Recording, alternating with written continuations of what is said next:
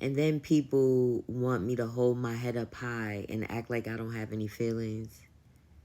Do you know how many people throughout this case have said to me, just live your life. Just have fun. He'll come around. Like, first of all, if I'm having fun, how the hell is he going to know? That tells me once again he's watching me. But besides that, because we're beyond the monitoring spirits, every holiday, every birthday, any special occasion, I have been disincluded from. He is adamant on celebrating birthdays, Christmas, every holiday with the kids. I'm hardly getting my kids on these days. My daughter cries to me all the time about her birthday.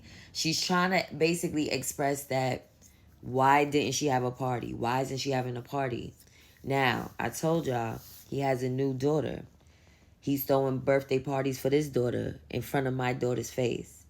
So this is another type of cruel punishment and abuse that nobody talks about.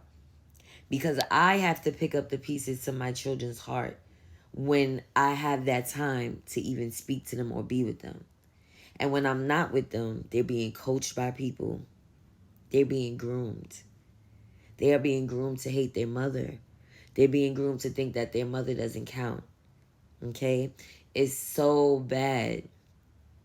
But I can finally tell the story without getting so upset because I know these people already got what's coming to them. And when I say people, it's anybody that doesn't like me, that should not be around my kids, that thinks that this is okay. You know you got what's coming to you. I know this is narcissism because he has ruined every special occasion for me. I'm not able to celebrate my son going to football. My son is playing football. And I was isolated from that.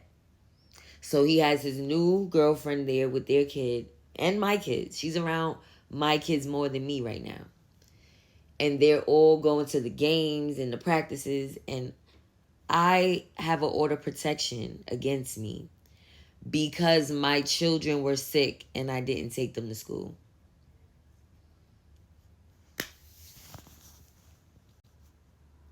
So I know y'all don't understand. How did it end up here? You said you had an ACS case. The ACS or CPS case has been closed since 2023. They found me negligent. Okay, the judge decided that I was the villain. Okay. However, the case has been closed. I did everything that the judge asked. When you get found negligent, the judge wants you to do different things, right? It may be a drug test, different classes. It might be a psychiatric evaluation, different things like that. Well, I did everything the judge asked years ago. And another time that this dude comes out of the court order, July 4th, 2023. This day, I did ask for the kids just for the day. I said, can I get the kids for a few hours and then you could come pick them up? He said, fine. No problem. No hesitation. I took the kids.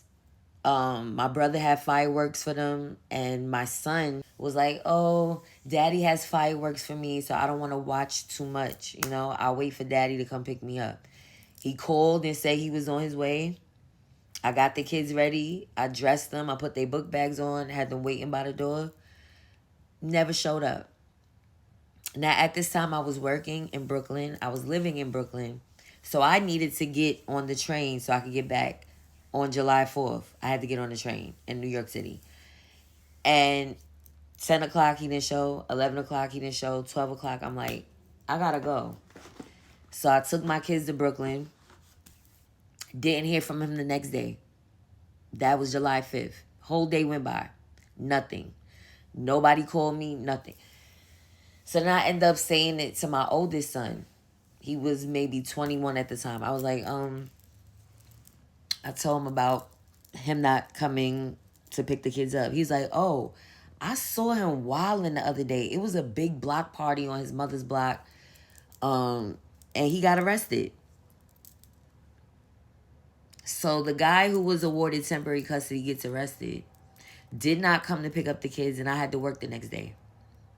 So now I'm screwed.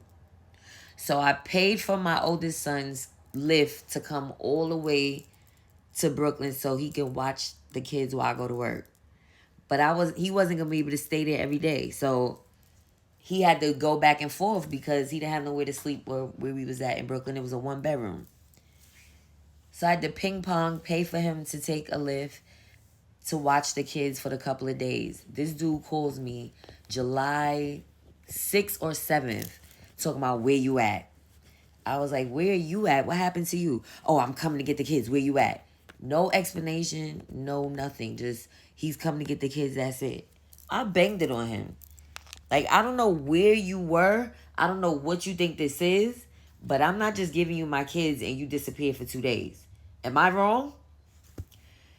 That turned into a shit show. So he was already a part of the Elmont Cardinals. Then he put my son in another football team. And then the coaches started calling me that week that I didn't give the kids back.